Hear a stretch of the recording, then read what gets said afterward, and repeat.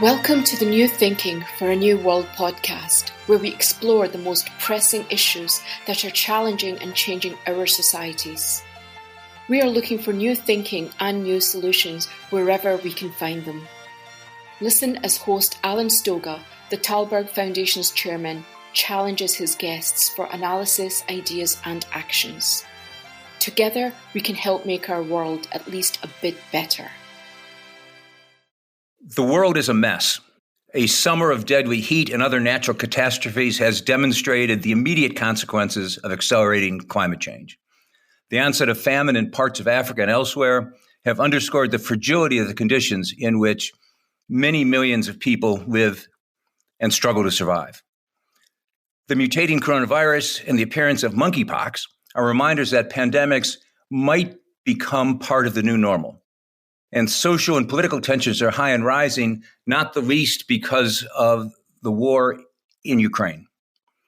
To quote the Ghostbusters, who are you going to call? For many, the answer is science and technology. We are in an era of dramatic scientific discovery and technological innovation. Amazing advances in robotics, nanotechnology, genomics, neuro-technology, life sciences, and beyond are as much characteristic of our time as are the messes. And unlike the messes, they offer potential pathways to a more robust, resilient, and potentially prosperous future. My guest today plays an interesting and important role in the process of transforming scientific discoveries into practical realities. Scott Cohen is co-founder of New Lab, an American-based effort to bring together entrepreneurs, engineers, and inventors to solve some of the world's biggest challenges. Welcome, Scott. Thank you. I'm very glad to be here, Alan. Thank you so much. Let's start with the meta question. Are you confident, and if so, why, that disruptive technologies can be harnessed at speed and at scale to push societies towards better outcomes? I mean, I'm hopeful, and I do have a lot of faith in science and technology to usher in technologies that improve lives in the next 100 years, the way they did in the past 150 years. I think anytime there's invention and innovation and discoveries that impact human lives, there are really positive outcomes, but also inherently unforeseen and negative outcomes. And I think we'll probably have some of those as well. But I am confident that that at the very time that we're confronting some of the really daunting and austere challenges that you signaled in the beginning of this discussion, that it is a paradox that at the same time those seem insurmountable. There is a lot of new science and invention and a generation of youth that are harnessing the tools we've invented with the last generation of tools to solve problems. I think it's pretty inspiring, and it does give me hope. Let's talk about the process. I know that you and others driving New Lab in particular say it's not an incubator. What is New Lab and how does it work? Well, New Lab is a center of invention. So we really focus on supporting and nurturing and collecting a high concentration of people that are inventing solutions to challenges. So these are people, like you mentioned, working in nanotechnology, working in genomics, working with robotics and sensors. And increasingly, solutions we see today are not solutions that use one of those technologies, but many of them. It's usually a confluence of many technologies that address problems. And so we built a facility for sure that is one of the tools that people that are part of our community and network use as a resource, as a place to meet one another, as a place to prototype, place to actually build the early stages of their companies. But at its heart, I would say New Lab is the translational layer. We actually have methodologies inside New Lab that are deployed by our team to act as the translational layer between existing infrastructure in the world that is looking for a way to transform themselves and to kind of turn around the bend of history right now and become a different kind of organization, or apply new solutions to waste streams, or new solutions to retarding carbon emissions, or new types of materials. Well, it's very difficult for large organizations or even governments to make those changes, because generally large organizations in the world are designed and built to repeat the same thing over and again and build for efficiency. Whereas new companies, new inventions often aren't exactly right the first time. They really need to pilot and test in the field with the infrastructure that exists in the world. And they actually need different capital structures. And so we consider the inventors and the engineers and the scientists the DNA of what we do around the world, but we actually serve both. We actually sit in the middle and act as a translational kind of midwife between large organizations with the appetite, the desire to embrace the kind of change that is healthier for the planet and for people on this planet, and the entrepreneurs and engineers that are trying to enter the world in one form or another. And we really believe markets are a verifying factor. Like if you can't build a solution that is going to be embraced by a market in some form or fashion, you're not likely to actually have the impact that we all desire in the world. There are a bunch of threads there on which I want to pull. Let me say one thing first. I should have said up top that New Lab is physically located in Brooklyn, so essentially sitting in New York City, which is becoming, in part because of the work you've done in New Lab, a more and more important place for innovation. We usually think of the West Coast and Cambridge, but you've put Brooklyn on the map. In the process of your description, you just used the words partnership and community, which I want to ask about. Those are collective concepts. They're cross-fertilization kinds of concepts. And some of us have in mind that old garage with Steve Jobs and Wozniak sitting there making a computer for the first time and giving birth to Apple. Yours is a fundamentally different model that incorporates not just, as you said, inventors, but also companies and governments and engineers and scientists. How do you create, sustain, and nurture those kinds of communities? Well, a reasonably good mental model that inspired us when we were designing New Lab as a place and a system was like, the cafeteria at MIT, not the media lab, but the old MIT, where people would bump into each other and talk about the things they were working on and exchange ideas, and parts of the building where you could go down and essentially put up false walls and start experimenting with something that you did the math for, and now you want to build some sort of physical manifestation of it and invite people down to look at it. Similarly at Bell Labs, there was a lot of that happening at Bell Labs. The difference between both of those is that MIT is an academic institution. It is they do have a long history of being in a place where new ideas are born. Bell Labs similarly had the same kind of culture, but was owned by one corporation. And ours is very much a ground up. There's a group of investors that formed a public-private partnership with the city and state of New York, and we do, have a business there, a few businesses, but it really is a ground up kind of place. You get there, you feel that people that belong to New Lab feel like they have a sense of ownership. And I'm speaking about the scientists, engineers, and entrepreneurs. And then increasingly companies that work with us, if a large corporation comes to us, it's not like they can take up space at New Lab and take an office along with entrepreneurs and engineers. That's not the way it works. We really, what we do with large organizations, we say the way you interact with this community, the way you get them to think about your problems, because they're not likely the kind of people that are ever going to take a job with your company. But the way you get to interact with them is by engaging with them through a process, through the innovation studios we create.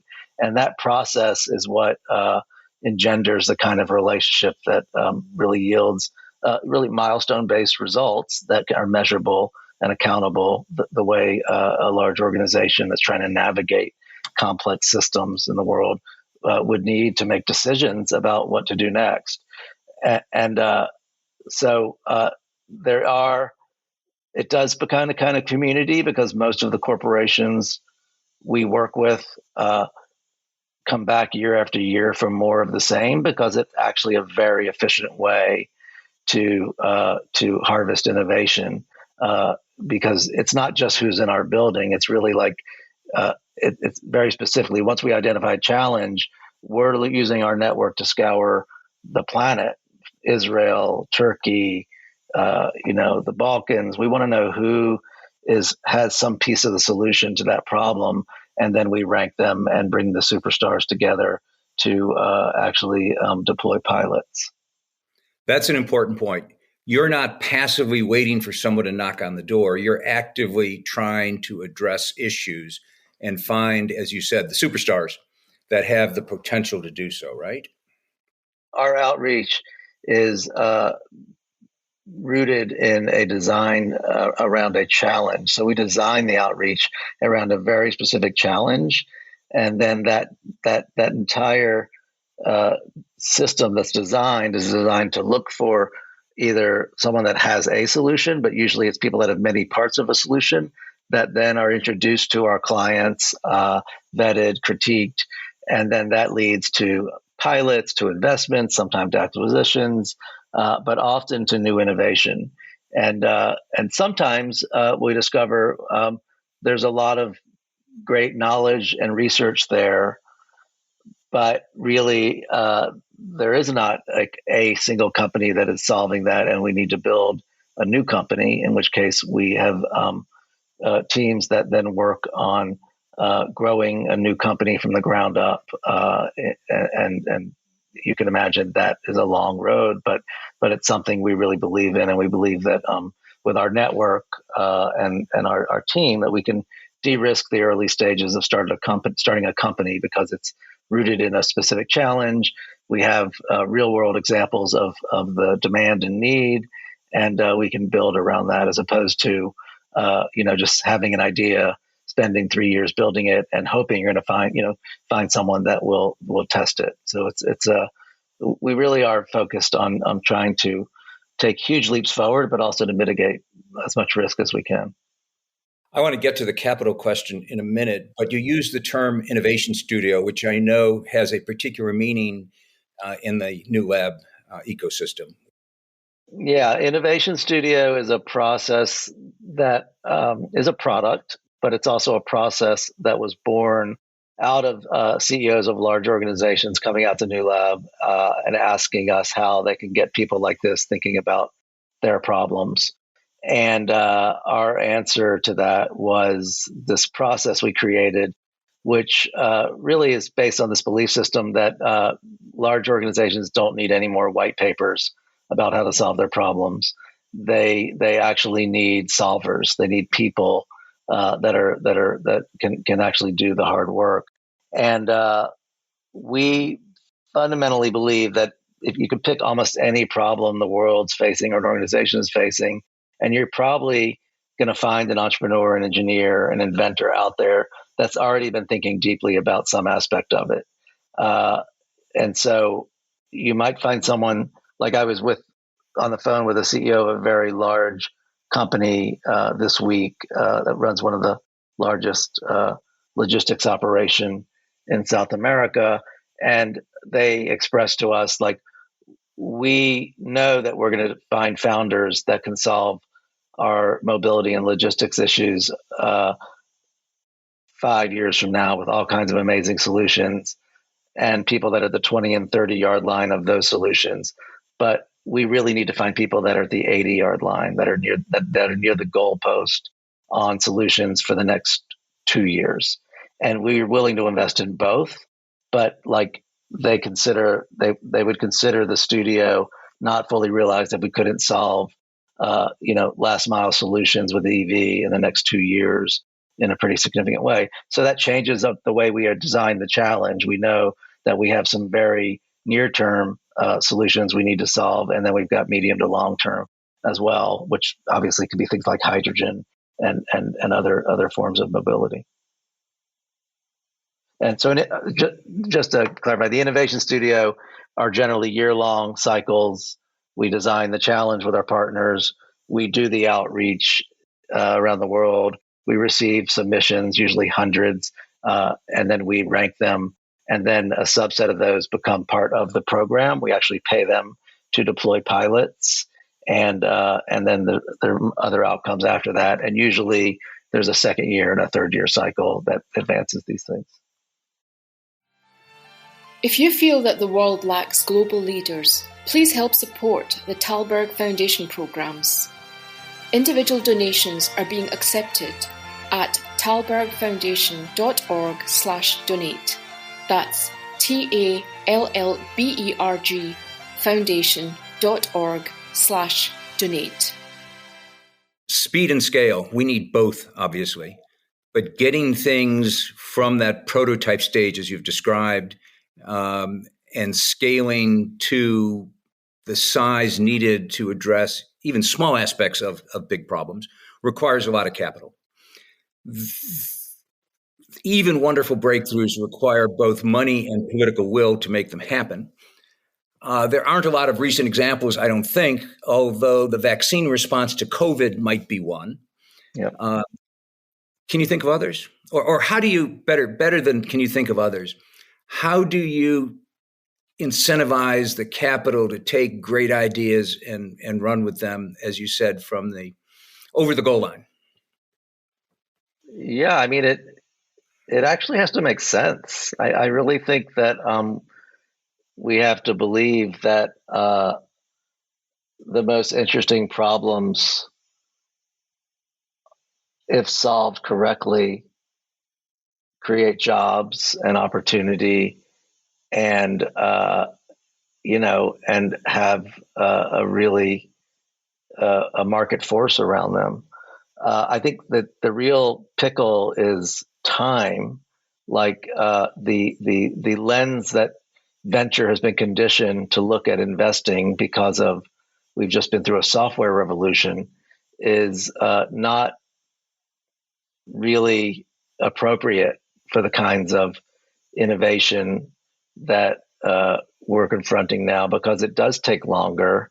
It is harder to pivot when you're developing physical prototypes, and you've got to deploy them out in the field, learn from what's going on with 300 vehicles and how batteries are getting recharged, and then maybe go back to square one and redo it again. So I think that there does need to be, and I think I am seeing a different class of more patient capital, and also different structures of financing infrastructure.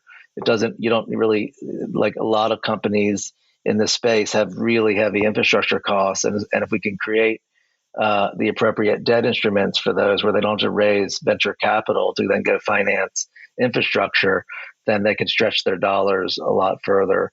So that kind of world is emerging around these fields that we're talking about. And I also think there's a role to play with the large companies in the world, like the Fords of the world may discover that, they are a service company more than they are an automobile company. And and I think they're all, we're working very closely with Ford. We're building a facility in partnership with them in Detroit. And our partners in South America are interested in, can Ford help us fulfill the scale that we need to realize our logistics challenges? And so we have to ask those questions of our partners and see if they can help as well. Can you give us a couple examples of things that projects, maybe innovation studios, that really excite you at this point in terms of either really cool technology or, far more importantly, real promise to address some of the kinds of existential issues I know you're working on? I mean, there are many. We have, I think, around 23 innovation studios running concurrently right now.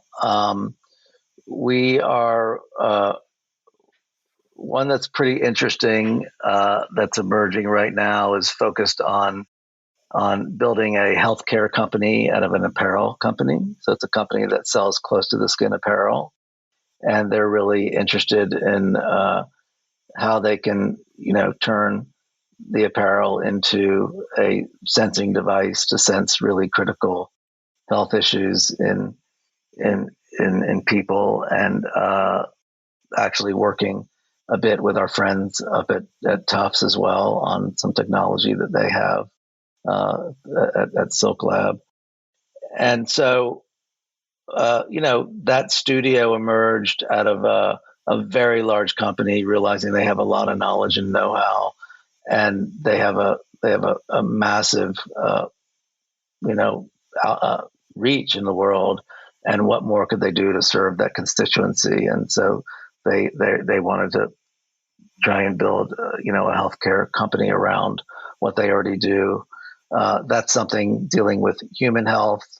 We're working with a large mining company in South India that is interested in building, healthier processes around different types of mining processes, and also looking at ways to address safety issues around the way mine tailings and things are managed around the world. And there's a tremendous amount of, really great work happening there. That industry, which, is perhaps viewed by some people as a very dirty industry, but basically everything we touch in the world comes from a material. We're not going to stop relying on materials. And it's an industry that finally, because of, groups like this and the studio we've built, which is in its third or fourth year, is really, aggregating all the different thinkers around the world that have solutions to problems around both environmental and safety issues, and aggregating them together and partnering with other mining companies that are also joining the studio. So it's, you can imagine now we have, I think, 3 different large mining companies that are all feeding off the same flow of opportunities. We're also working now on a blue economy studio focused on ocean and micro industries that are emerging around keeping our coastlines robust and clean and safe, and also looking for opportunities of new materials that may come from things like seaweed and kelp, which are really significant carbon sinks and sources of nutrition and potential materials for replacements to materials otherwise created by fossil fuels. Let's talk ethics for a moment. Scientists and at least some technologists often argue that ethics is the user's problem, not theirs. They just invent and they make and they create, and whatever happens to it. Somebody else should worry about it. I know that is not the New Lab approach, that you seek to embed ethics in the process of technological evolution and adoption. But how possible is that really? And I'm thinking about everything from potential uses like autonomous warfare to neuro-technologies that might impinge on free will. There's a lot of really funky stuff going on out there. In the genetics field is an obvious one. Is it ultimately about trust, and must we just trust that the technology will be well used? What can you do to try to improve the odds that trust is well founded? Well, no, I don't think we should just trust that things are always going to be used for good. I think generally entrepreneurs and inventors are going down a path, and they want to have those conversations. I don't think most people I meet want to leave it for somebody else. I think it's many things that are invented it's going to be a long time before a regulatory body actually is ever wrapped around things like all the work that's happening with brain machine interfaces right now by pioneering engineers. It's pretty daunting to think about the fact that we can't even really manage social media, and yet we've got people taking machine learning and AI and then imagining a world where that is hooked up to your brain and both bidirectionally. That's a pretty like we're when we read we're basically looking at our phones is a brain machine interface. We're just doing it optically right now, but we're getting all the dopamine kind of pulses constantly. And I know that you share similar sentiments. Like it's sometimes I step back and go, holy shit, I've lost control and I don't know what could possibly go wrong. What I'm doing. Yeah. And so imagine like a direct link into our brain or information entering us in ways that are passive and we don't even realize it. So I think the ethical discussions really are, there's probably more of an imperative now than ever before. And, on scale with other, great inventions, you think back to the Manhattan Project and those guys, once they got deep into it, they realized that there was a lot of great potential to what they were inventing, but holy shit, this could have really significant implications on the world, and we're living in it, And so, yeah, I don't think there's a clean answer to that, but I do know that when we organize groups of people and we're working with new technology, we always try to have that voice at the table, and to keep people in check and thinking about what could be the negative implications of what we're working on. Your own background is in photography and film, among other things, not science and engineering. How did you make the leap from that world to this world? What is it about the creative process that informs every great photograph that helped you to imagine, build, and now nurture New Lab? Well, I mean, what got me here was really, I'm deeply, deeply curious about everything. I had science kits and chemistry sets and subscribed to science magazines, but I also was always kind of an outsider and observer and someone that gathered as much information as I could. And I chose to go into the arts as a form of expression and a form of sending signals to people about what I see through film and photography. But there was a certain point, 9 or 10 years ago, where I did feel like I had a civic itch, and I was trying to figure out how do I do that. I'm not really trained in anything specific, yet I do have a skill set to connect people.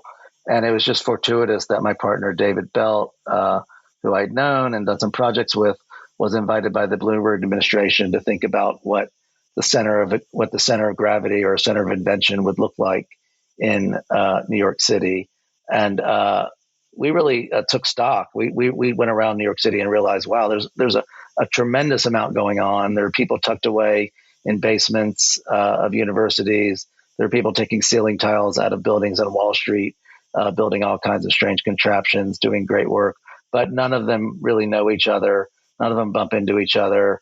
They struggle to get access to the resources to get, across town to do something, or they're sending parts other places to China or the Midwest. And we realized that New York needed a center.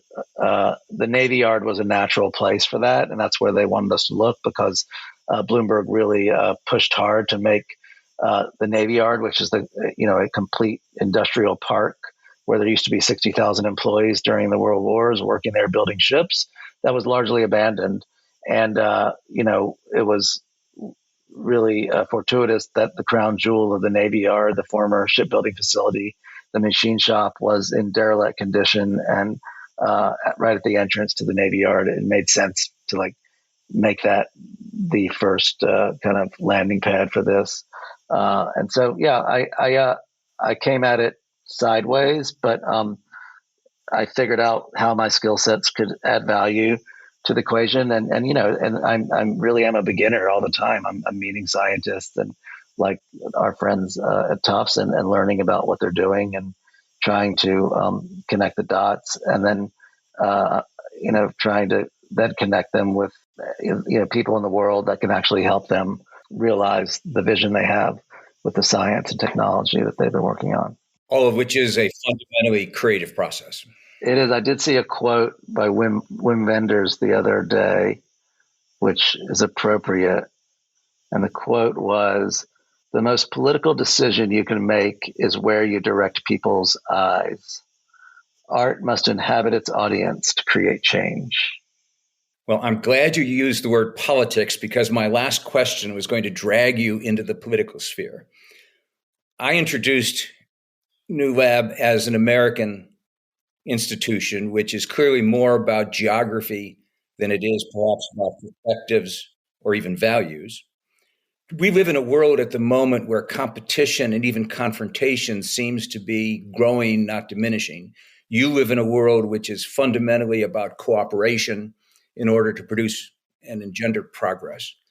How do you avoid that competitive, confrontational, geopolitical world in order to solve the problems you're trying to address? I think we have something like 31 or more nationalities working out of New Lab, but I agree with you that there is a lot of competition, primarily between China and America and Europe.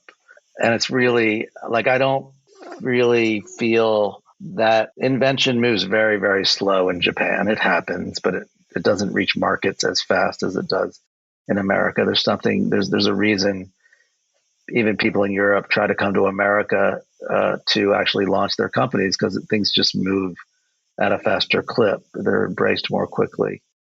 But I think that there is a world that we're experiencing right now that feels like it's becoming quite polarized. And I think there are certain types of technologies that are and should be of national security concern, that we should be minding what we're doing and who we're sharing it with.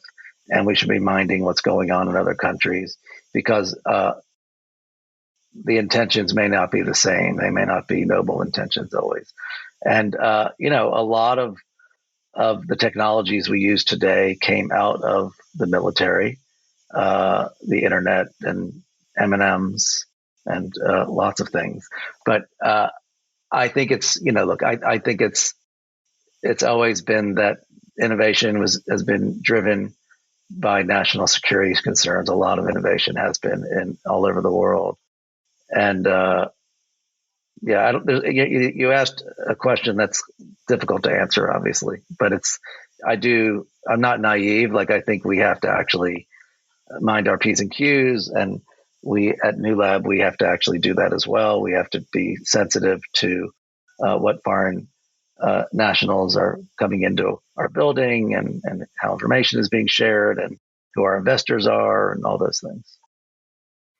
So between scratching your civic itch and eating M&Ms, I haven't quite decided what to call this podcast, but I want to thank you very much for the conversation.